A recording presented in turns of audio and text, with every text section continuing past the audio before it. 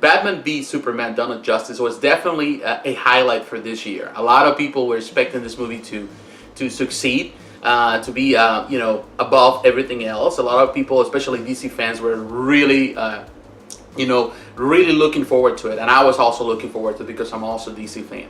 And definitely when the movie came out, in this case the theatrical version, it definitely was a disappointment. As you saw probably in my previous review or my review of that film, I was definitely not happy with it. There was a lot of flaws. It felt very choppy. It felt that it was fragmented.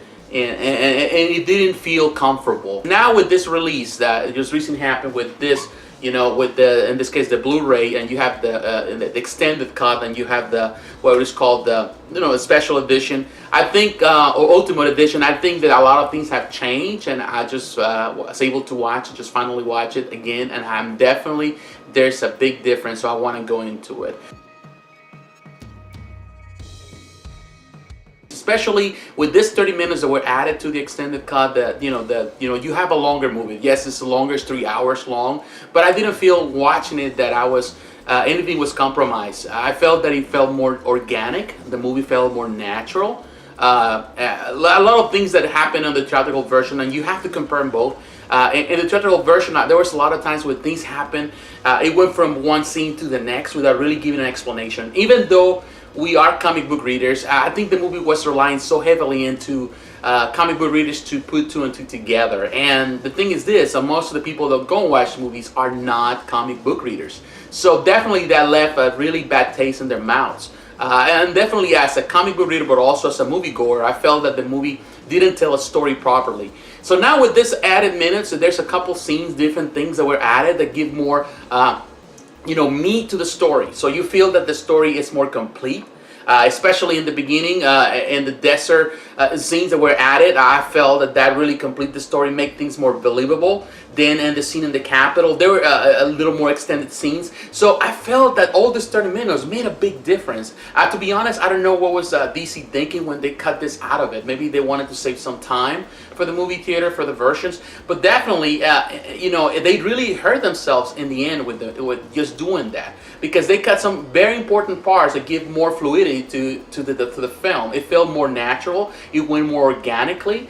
I think that those were one of the good aspects of the movie. Now, I can say, as always, Zack Snyder definitely knows how to create a visual spectacle. And the movie was definitely a visual spectacle, and it was on the theatrical version. And now in this extended cut, of course, you can see it that way.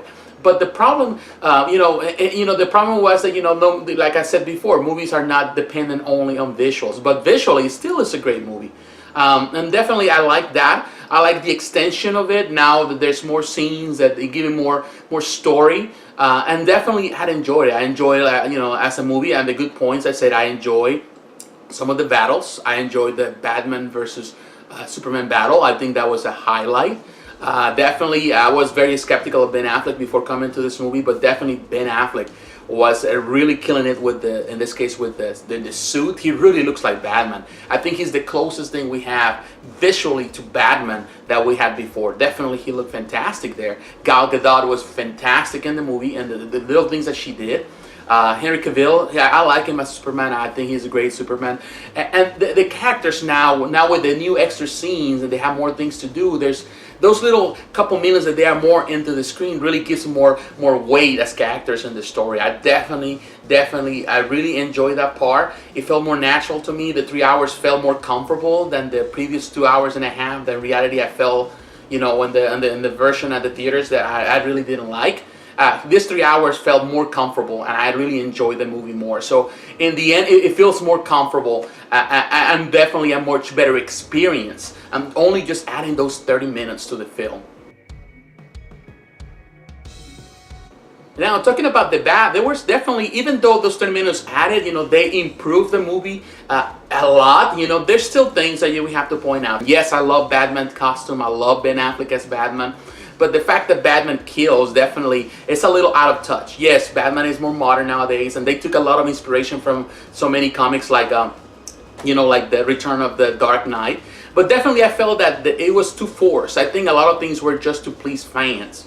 And because they had so many ideas from here and there, like you have the Dark Knight Returns, and then you have the Death and Return of Superman. Well, in this case, the Death of Superman, all crammed together. It didn't feel natural. It felt that there were so many things that they're trying to push. In this case, DC, Warner Brothers, is trying to push towards towards something so fast. They want to just get into the Justice League and beyond into that. They just want to compete with Marvel on what Marvel is doing. But to me, that was the lazy route. Trying to force all into one movie, it feels bad. There were so many subplots. Now, of course, with the 30 minutes added, it improves some of it, the fluidity of the movie, but in reality, still there's so many subplots.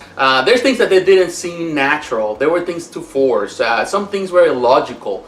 And I didn't like that. They still, even though you got 30 more minutes, you still feel that the same things, still the same problem, they still prevail. The same absurdity of some scenes, some actions, or some characters. Jesse Eisenberg, I definitely didn't like him he's not a bad actor. I think he did what he was required to do, he was asked to do. He's not a bad actor at all. But this portrayal that he had of Lex Luthor, on the child of Lex Luthor, it was not as great. I felt that it was, it didn't feel good. It felt goofy. It felt, that it was just too, I don't know, maybe too modern for my taste, or maybe too out of place for my taste. I think that it stole some of that. His reasons were not there. He didn't have any the motivations for what he was doing. And you can say, well, he has some resentment toward his dad, towards God, and things like that. But it just felt like, like out of place. Like there was something not there. And the things he did, and there's some illogical things, like the fact that he was able to manipulate the technology, the Kryptonian technology, just like that. And he goes into the ship, and the voice that comes out, of course, the computer voice is in English, not in Kryptonian language. It's just things like that you feel like, how in the world they managed to do that? So there were a couple things. The fact that even after they battled, they still, all of a sudden, after they're just enemies, and all of a sudden something changed, and now Batman acting like he's the best buddy, of Superman, and he even tells his mother when he goes and saves Martha's, the mother of Clark Kent, he says, I'm the friend, I'm a friend of your son. They're not friends, they were just fighting each other, I'm ready to kill each other, and now they're friends, and then, he in the end, he says, well, I fail him in life, I'm not gonna fail him in death, things like that. It just felt too crowded, too forced, things like that, just to bring the Justice League into it. So definitely those are bad parts. I wasn't crazy about that. Sometimes the music score was too loud, in the sense of, it was like too dramatic. It felt too dramatic. The colors are too dark, trying to make it so dark. But that's something that Zack loved to do, Snyder loves to do with his movies, have this grainy type of colors. They could have improved. Doomsday really didn't look like Doomsday, some parts of it. I felt that all of that was crammed together just to please some fans. Definitely not there. In my opinion, if I want to watch The Dark Knight Returns, I will watch, in this case here, this Blu-ray, Dark Knight Returns. I got the deluxe edition, so it has the two movies all crammed together. This is definitely a good movie that represents the book well. I actually like this movie better than I like the book. I've never been crazy with Dark Knight Returns book, but this one really puts it well, puts it all together well, and this is definitely something that I would recommend.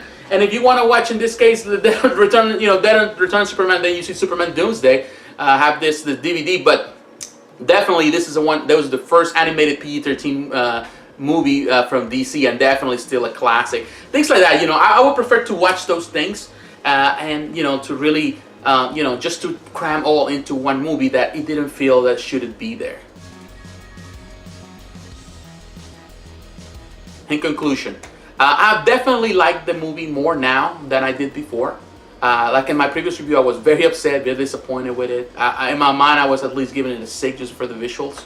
But, it could be probably a 5. My wife was saying just giving it a 5. I was doing a 6, at least something, at least average.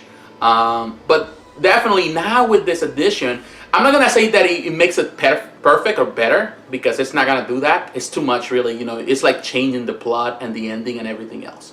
But some of the scenes now make sense and make the movie much better. It feels much better from beginning to end. It's definitely a solid 7. For some people, it might be a 7.5, but in my book, it's a 7. It improves a lot of it. 30 minutes improve the movie, and they make the movie to feel good. I like the movie now. Definitely I do, and I was not liking it, and just those 30 minutes, this little added bonuses, they made it more enjoyable. Is it a perfect movie? It is not. It is a good representation of the characters? It is not. But at least it's more enjoyable now, and at least, you know, I know that now that they have a direction, and I know they've been working on it, and they've been talking about it after all the backlash. You know, I think that, you know, they're gonna improve upon this, and they're gonna make better movies in the future. So I'm looking forward to what's coming. I know just in this case, Wonder Woman is coming next year. I'm looking forward to Gal Gadot, watching her on that movie, and also whatever comes from the Justice League. I'm just very excited for it. I'm definitely like this. I recommend it for you to get it. This is the way to go. This comes, of course, I bought this and I pre-ordered this from Best Buy. Definitely love it. Love it that it has the two sides. I chose the Batman because actually I like the design better than the design here. But definitely I recommend that you can get it. I recommend to watch it. This is the way to go. The Ultimate Edition, the extended cut. Forget about the theatrical version. That's something that never happens. It should be this in the theaters, and that's what you need to watch. And I believe me, you're gonna enjoy this a lot better. So thank you for watching this review. Again, I give it a solid 7, and I'll see you on the next review. Take care, my friends.